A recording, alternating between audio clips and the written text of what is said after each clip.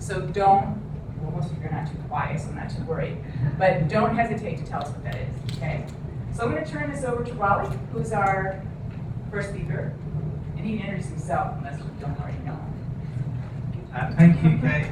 My name is Roly Gosling. I work at the Malaria Elimination Initiative, which is part of the Global Health Group in the University of California, San Francisco, UCSF. We work in a faculty, or almost a faculty, soon to be a faculty of global health science. And we work at the in epidemiology of malaria and, to a degree, advocacy for malaria elimination. So today I'm going to, I looked at the topics of the other speakers and thought they're very sciencey, so I'm going to do unsciencey. And if you were at World Malaria Day, you might remember my talk, which was very unsciencey and very basic, basic malaria education. So I'm going to really talk to you about malaria control and eradication, the public health aspects of it, and then I'm really putting it out to the Bay Area as a source of innovation. I'm going to try and outline where our problems are and what we need you to do, what we need you to come up with, what ideas, tools that we need. So malaria, I don't know how many people in the audience don't know anything about malaria. I'm not going to go into great detail about this, but to say that it is a parasite, Plasmodium species. There are 5 sorts that infect humans. The most important are P. falciparum. This is the one that causes most illness and death in Africa, and Vivax, which is perhaps more broadly spread around the world, but does cause death, but to a lesser degree than falciparum. It is spread by the Anopheles mosquito, the female Anopheles, of which there are many different species. Anopheles gambiae is probably the biggest killer in the world. It is the African vector and it's very efficient. Life cycle. I hope you all know the life cycle. The mosquito is infected with malaria, bites us. Something called the sporozoites swim from the salivary glands down to the liver in how long? How long does that take? Nobody concentrated at World Malaria Day. How long does it take from the mosquito bite to infection of the liver? 2 hours. Yeah, 2 to 4 hours. Sits in the liver how long? 3 or 4 days. A few days, 4 to 6 days. What happens here? This is when the merozoites come out, they infect the red blood cells, it goes round and round and round, and that's what makes you sick, is the blood cycle, the blood stage. Can anyone tell me what these things here are? It says there, if you can read, you're doing well. Gametocytes. What do gametocytes do? They mate in the mosquito. That's what causes malaria transmission. It's not these things that make you sick. These things that don't make you sick, these are the things that are transmitted. And that's what makes malaria slightly complicated, because you can treat with a drug that makes you better, but it doesn't treat these things. And then what happens here? The mosquito eats the gametocytes, they get together in the gut of the mosquito, and we do this whole cycle. How long does this cycle take for a mosquito to become infectious? So, you listen. They know this, right? Yeah, okay, 7 to 10 days. So if a mosquito bites someone who's got malaria in the room today, can they spread malaria? In 7 to 10 days, but they can't spread it in this room. So if you're sitting in a meeting with somebody who's got malaria and they get bit by a mosquito, you're safe. In California, we have our Anopheles malaria-spreading mosquito. This is it, Anopheles freeborni. And this, if there are there's possibility of outbreaks all the time in California. And in fact, we only got free of malaria in the United States in the 1950s. So malaria freedom, in fact, is relatively new, and you shouldn't forget that, but malaria can always come back. What do we know about malaria? So I'm starting off with what I think that you will know. So here we are. This is what we see in the pictures when we go, on the back of magazines, Médecins Sans Frontières, I don't know, malaria no more, nothing but next probably has pictures of something like this, severe malaria. Babies in hospital on drips, unconscious, they may be having fits, they may have organ failure. That's the severe malaria. And that causes deaths. Much more common is something called uncomplicated malaria. And uncomplicated malaria is when if you're in an African clinic, for example, people will come in. Most of your patients in a high endemic area during the season will come in and they will be suffering from what common malaria symptoms. Fever. Anything else?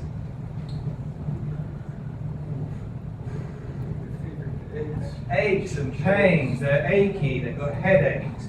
They say, I've got something called general body pain. It's a very common symptom, that kind of thing.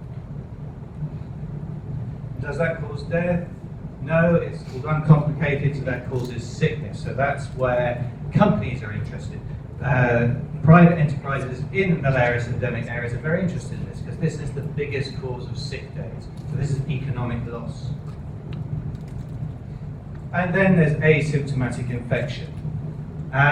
If we were to do a cross-section of a village in Uganda where there's lots of malaria, how many cases, let's say we were looking at under 5, it's a very highly endemic area.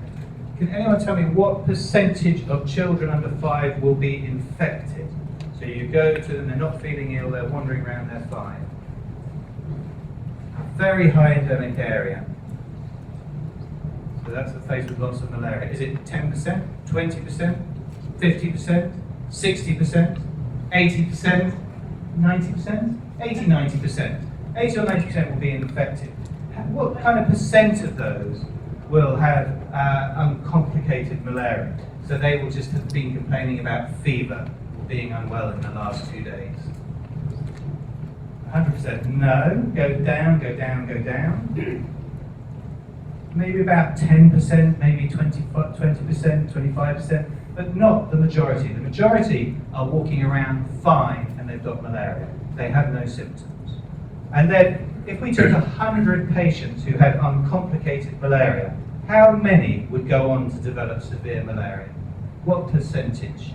How many out of 100 would go on to develop severe malaria? Based on what malaria? Based on falciparum, yeah. Falciparum. I'm from Philadelphia. What percentage would you say? 50%?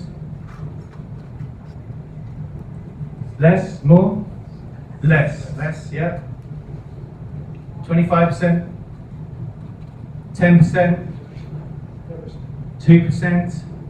2%, something like that. It's a very uncommon disease, severe malaria. But it doesn't, I mean, it's very uncommon in terms of percentage of those people who've got malaria, but it's a very common disease because malaria is so common. And out of those who've got severe malaria and you're in a relatively good hospital in Africa, what percentage of those should die? I say should die because many die unnecessarily. But in a good hospital, what percentage die of patients admitted with severe malaria? 100%? Ebola, what does Ebola do? 80% I think is Ebola. This new virus, whatever it is, Arabian, Middle Eastern, something. 65%? No, not for malaria. It's around about 10% mortality. So, I mean, it's because it's a frequent disease that it's a huge problem. But malaria actually doesn't want to kill you. Malaria is a parasite and it wants you to live. People can survive asymptomatic infection because they develop immunity. And so in places where there's a lot of malaria, a lot of people become immune and a lot of people carry asymptomatic infection. That's not the case for you, of course. If you go, you have no immunity and you get severe malaria. So this is just some graphs which may be too complicated, but just to illustrate that. On the bottom here is what we call incidence of clinical disease. So this is somebody sitting in the clinic and they're counting cases of malaria, and this is age along the bottom. So this on the left is in a high endemic area, And you can see that very early on, there's lots of cases of malaria, but as they get older, the clinical cases of malaria go away. So this is disease incidence. And here is a less endemic area, a lower endemic area where there's less transmission. And you can see that this peak is just shifted to the right. So the majority of people who get sick with malaria in this setting is about 7 years old, whereas in this setting it's about 2 years old. And then on the top we've got, this is prevalence in the community. So this is if we go into the community, instead of waiting at the hospital to see sick people, this is we go into the community and we do a cross-sectional survey. So we go into the village and we bleed everybody in the village. And again on the bottom you've got age, and here you've got prevalence. This is the proportion that are infected. And you can see this is a high incident. This triangles at the top here is a high endemic area. And you can see that when they do the survey, when you look at something like 8-year-olds, more than 60% are infected. And you can see that this graph is shifted over to the right from here, and it's much longer tail. So can anyone interpret that for me? What does that mean? You get most disease in the young age group, but in the older age group, you get infection. It's not causing symptoms. So we've got a lot of people walking around with malaria infection. What does that mean for malaria transmission? It means that there's a pool of infection that you don't know about if you're sitting in your clinic. And this is the major problem with malaria. It's that we have an asymptomatic pool. People who are getting treated for malaria, that carry malaria, that is a source of infection.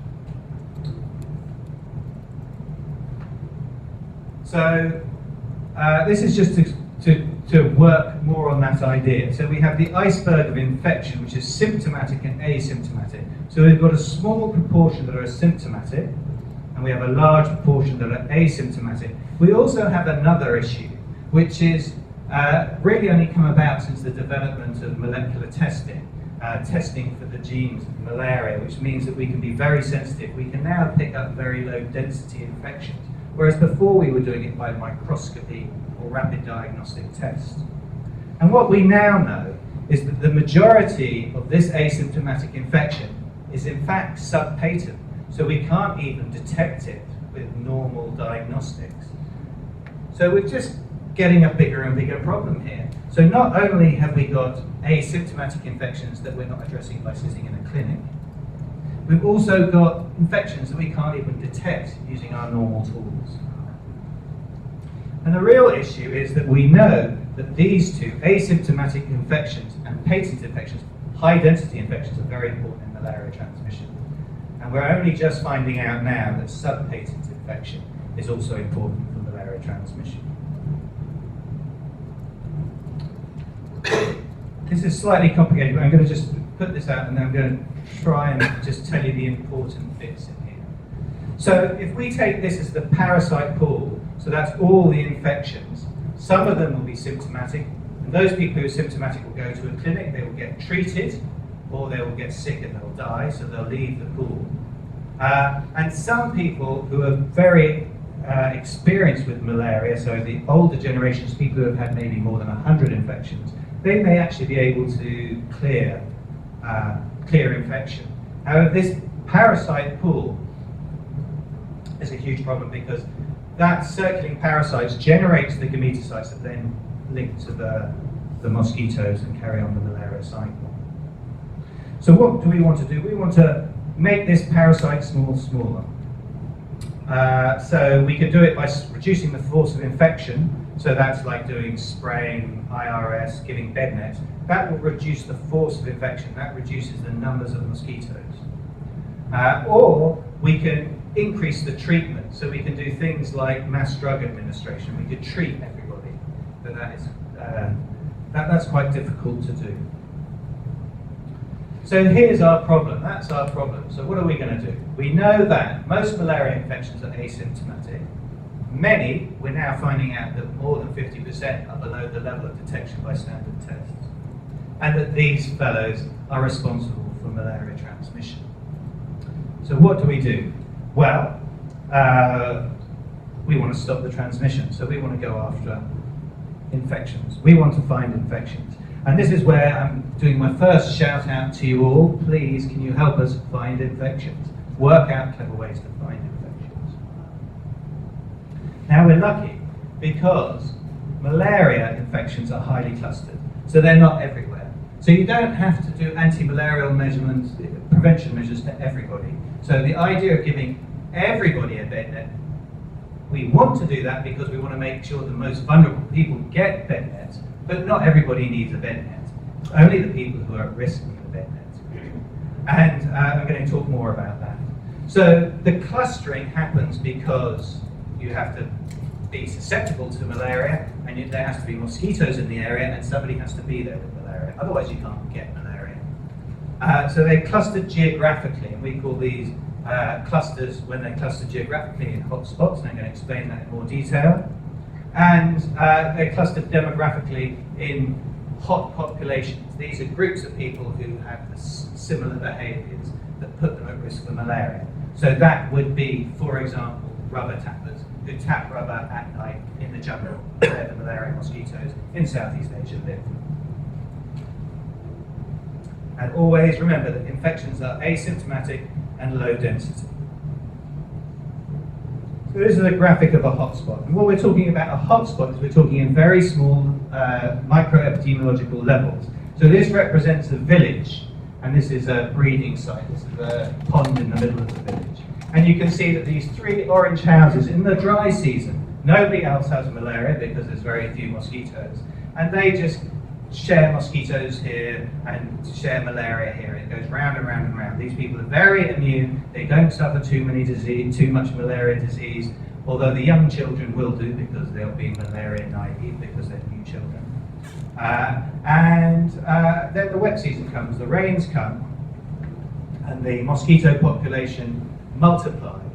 And it is, even though other people are getting malaria, these 3 houses still carry the biggest burden of infection and transmission. And they are the source of malaria to everybody else. And as you get further and further away from the breeding sites, you reach further and further into these non-immune populations. And this is where you're getting your outbreak of clinical cases following the rounds. At high transmission, the hotspots coalesce together and create these big groups of red houses, high-risk houses where the hotspots are. But even in the highest transmission settings, and Roland has been out to Tororo in Uganda, where we used to have an EIR, an entomological inoculation rate, which is a measure of malaria transmission, in the thousands. There are still households that are malaria-free, completely malaria-free. There will be children in there that don't get malaria, whereas a few 100 feet away, a few yards away, there will be houses that have malaria 11 times a year.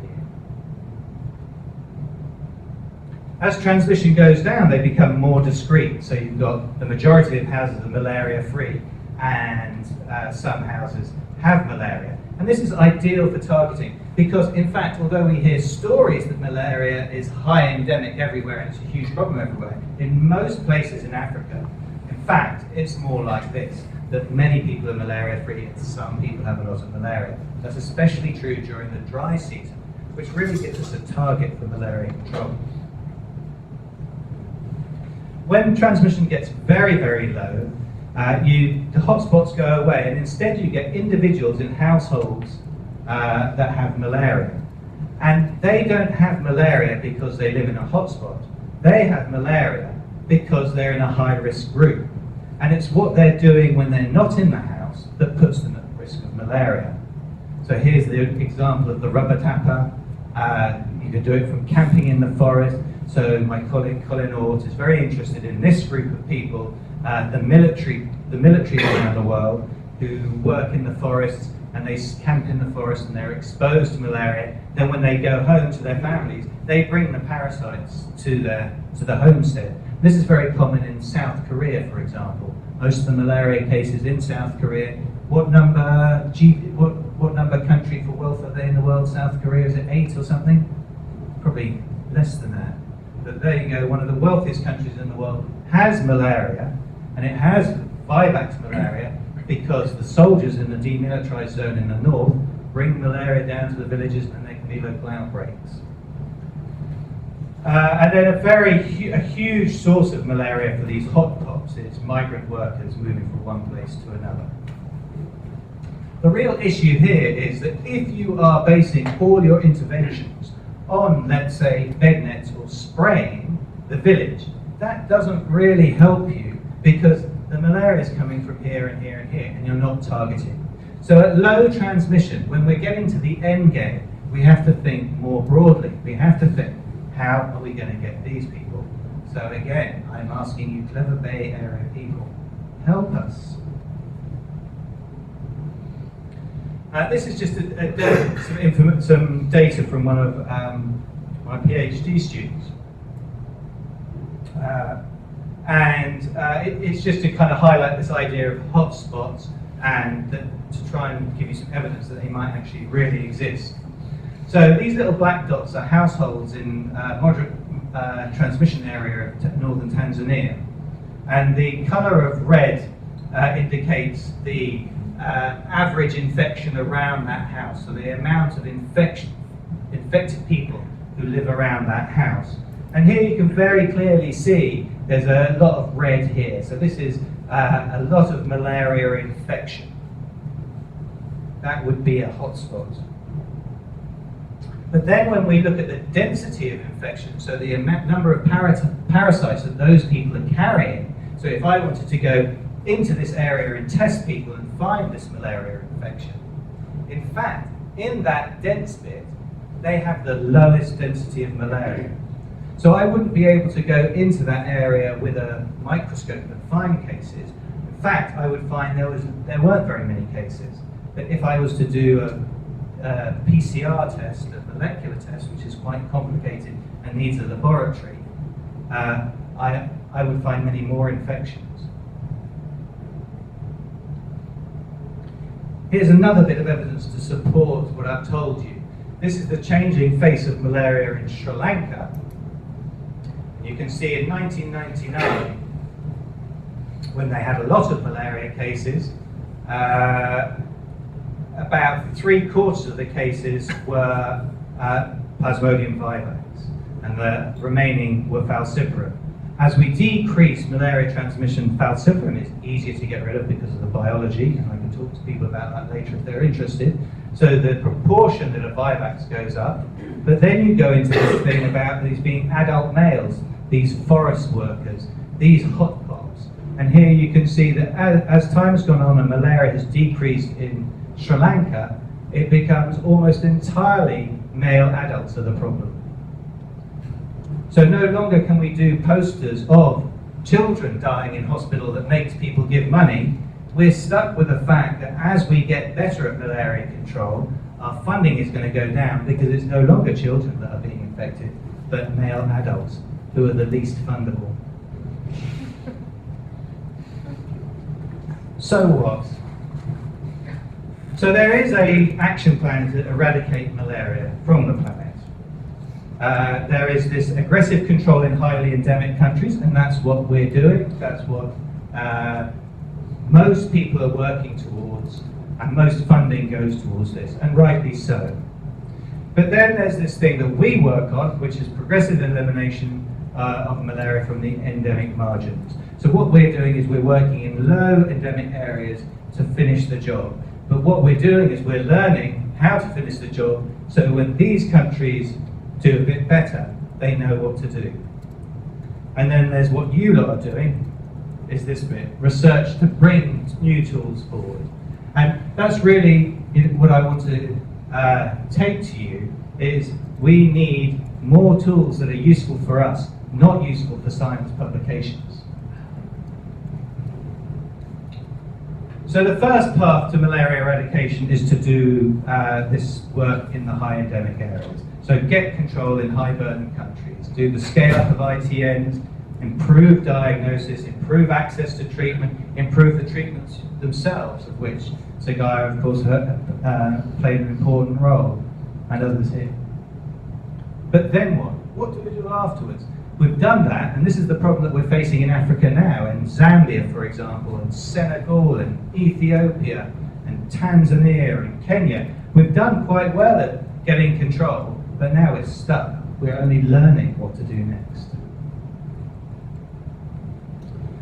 So what we want to do for the next phase? Well, if you think about the hotspots and hotpots, that's a very useful way to think, because it helps you work out what the tools we need.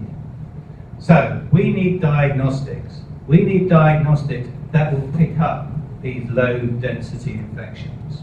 These low-density infections in asymptomatics. We need screening tools. We don't want to be doing it in the laboratory. We don't want something that's expensive. We want something that is very, very practical. So we want you to invent a rapid diagnostic test that instead of picking up 100 parasites per microliter, can pick up 1 parasite per microliter.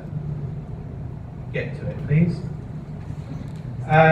Risk mapping and profiling. So one thing to do is to understand that there's all this heterogeneity with malaria risk, and is to work on that. And in fact, our group are working on some of this with quite a few other people. Lots of people are interested in this. Is can you use satellite imagery, satellite information to tell you which are your high-risk areas? But that doesn't work when you've got to low endemicity, because the issue is with the hot pots, the hot populations. And for that, you need to do profiling. You have to somehow work out who's at risk and who's not at risk. You have to identify why they're at risk. So if they're the rubber tappers, you've got to go and do something which is specific for rubber tappers. So we need people to think out of the box and stop basing everything on hot spots, but start thinking about the hot pots. What do we do once we've found these people? It's not so easy. If we're going to if we're going to treat them, we have to give them, at the moment, we have to give them 3 days of treatment. I don't know what people are like taking antibiotics, but if I take a course of antibiotics, I remember them for the first 2 days, and then that's it. And so what we really want invented is a single encounter, or one treatment that you give to someone. You can watch them, they can take it, and they're going to be cured of malaria. The second thing is this radical cure. As I started at the beginning of the talk, talking about malaria, when we looked at the gameticides, most drugs, in fact nearly all anti-malarial drugs, do not affect the gameticides. And that's a huge problem, because you may treat the person, but they remain infectious. We also want drugs that we can give to everybody. We can give mass drug administration. If we can't get a test that's sensitive enough to detect the infections, why don't we just treat everybody? And that's where the world is moving at the moment, towards at least experimenting with it. We also want new vector control tools. If I'm a rubber tapper, I'm not going to wear a bed net all night, but I need something to protect me from malaria. That's the challenge.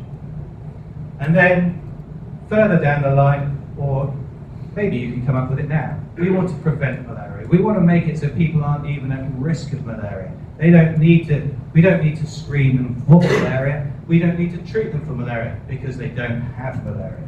And that's where prevention comes in. So we're very supportive of the development of vaccines, much harder than we thought. Repellents, this is something, personal repellents is a growing interest of many people. And of course, the age-old environmental engineering. Can we reduce the source of Anopheles mosquitoes? If there's no Anopheles mosquitoes, you can't get malaria. So, these ideas I'm putting to you. So, can Bay Area innovation help? I'm leaving it with you. Thank you.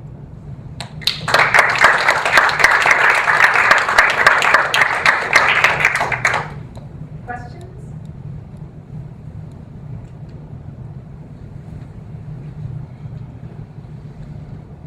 Okay, simple question. The mass drug administration. Does artemisinin fit the bill for that, or is something else needed? It's a good question. Artemisinin is a very good drug for malaria transmission. Although I told you that it doesn't affect the mature gameticides of malaria, artemisinin does affect the immature gameticides, which other drugs don't do. So when you do comparisons of giving people artemisinin-based treatment or non-artemisinin-based treatment, artemisinin-based treatment does reduce transmission more than the other, but it doesn't get rid of transmission. The issue with artemisinin is it's very short-acting, so you have to give multiple day courses to get a treatment course. So when we're talking about mass drug administration currently, we're talking about using an artemisinin combination therapy linked to a very long-lasting drug. So something like piperidine is the usual drug that people want to experiment with. But again, you're stuck with the fact that these little gametocytes are still there. So either you have to keep on giving the mass drug administration in rounds, so monthly, let's say, for 3 months to try and block out the mosquito cycle, or you have to give a drug called primaquine that kills the gametocytes. But primaquine is actually it's thought to be a dangerous drug, although we're trying to work with it to see if we can make it acceptable.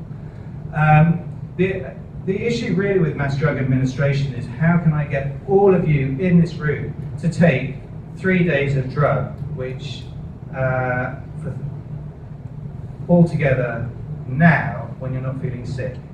And here, you probably say, oh, well, I'm not at risk of malaria, so I'm not going to take it. And there, people will say exactly the same thing. So mass drug administration is an intervention that is fraught with technical difficulties. How about the issue of resistance? My question is, how about the issue of resistance? Resistance to the drugs? Priorities.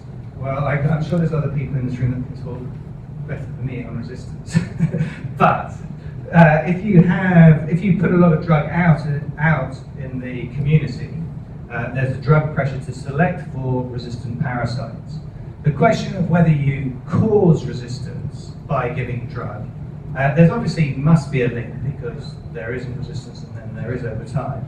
But my understanding with dynamics of drug resistance is it's a much greater selection pressure that you put out. So you put out selection pressure, and those parasites that have resistance then spread more easily in the environment. That is a risk, but in fact, interestingly enough, in all the experiments of mass drug administration, it is not thought that mass drug administration caused resistance, although I don't know. It doesn't quite sit. Is this on? Yeah. Sorry. So actually the drug resistance genotypes, it's not really clear that all of them are more transmissible than the susceptible genotypes. There's been some interesting patterns showing up in mosquito populations that some are more likely to be transmitted than others. So I don't think it's really clear yet. And certainly mosquitoes seem to be having a major impact on the emergence of drug resistance. So because of the fact that parasites have to go through them to succeed. So that's really interesting. But it's just saying though that they're more transmissible probably is not exactly right.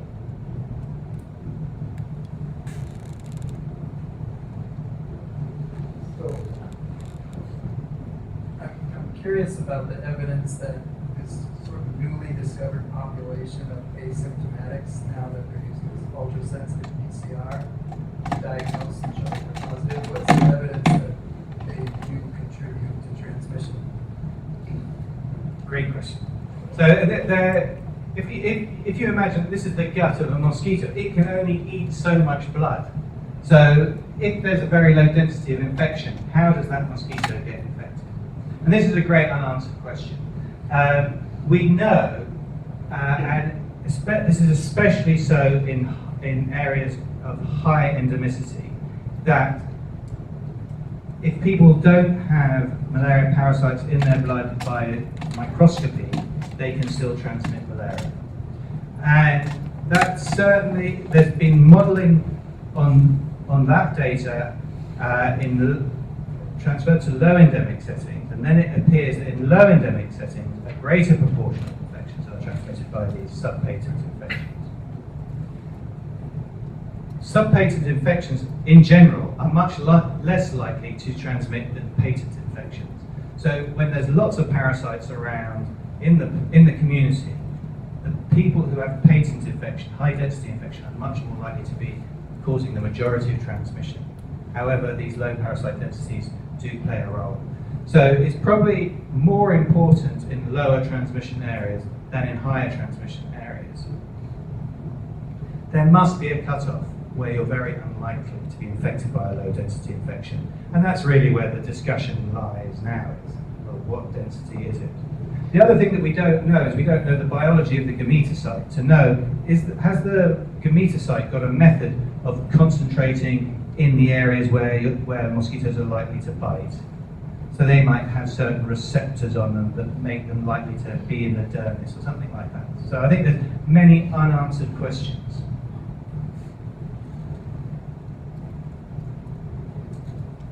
I'll ask you some hard questions, probably that I don't know the answer to. In Cambodia, I saw that 60% of people that have malaria get treated incorrectly. Let's assume no drug. Let's assume they're not immune. What happens to those 100 of those people with malaria not treated with an effective drug? Well, only to say that malaria doesn't want to kill you. Malaria is not trying to be a killer disease. It is just that there's huge numbers of infections. So my feeling is that you should love the parasite. You should understand that the parasite loves you. And it doesn't really want to kill you, because if it kills you, then you don't transmit malaria. So even in evolutionary terms, and there must be an evolutionary biologist here who can argue against me, but I think that it kind of, in evolutionary terms, it makes sense for more mild falciparums to circulate in the community, and especially now we're treating them, it's going to be the strains that cause least symptoms are going to survive. What percentage will die? What percentage will Well, we transmit? now have some What infection percentage will self-cure? in Africa. It's about 2% of uncomplicated malaria will go on to develop severe malaria, and of those 2% that develop severe malaria, about 10% will die. So that's in African children. So in Cambodian adults, I don't know. That's with proper, but that's with That's real true. treatment. That's true. Talking about without treatment. That's true. Well, I still think, I don't know, my experience in Africa with treating people with malaria is that most people don't get treated for malaria, and they do fine. They may be a bit picky. Sorry, I only heard about the last 30 seconds of your talk, but I'll ask the question anyway. What does MDA mean to you for areas of high transmission? You hinted at 3 months in a row. MDA, I'm used to it meaning one treatment period, and obviously that's not enough for malaria, but what do you foresee it being in areas, if we're trying to make a dent in malaria in high transmission areas? If MDA is going to be used in high transmission areas, it is not used alone. It's used in a package which includes vector control, good diagnosis, active surveillance, and it's a huge investment in a high transmission area. We recently reviewed an enormous amount of literature on mass drug administration, and it's sensible really. If you're going to do it in a high transmission area, there is no point doing MDA on its own. You have to do it as part of a large strategy that will go on for several years. So you'll do rounds of MDA, you'll do mass drug administration month 1, month 2, month 3 this year, do it again next year, do it again the next year, again the next year. You're going to be spraying, and if you have outbreaks, you're going to react to them very quickly. So it's a tough one, Phil. Thank you. But the 3-month schedule seems to be, I've heard that every time. The 3-month schedule, is to give. So the idea is that if a mosquito lives for about 28 days,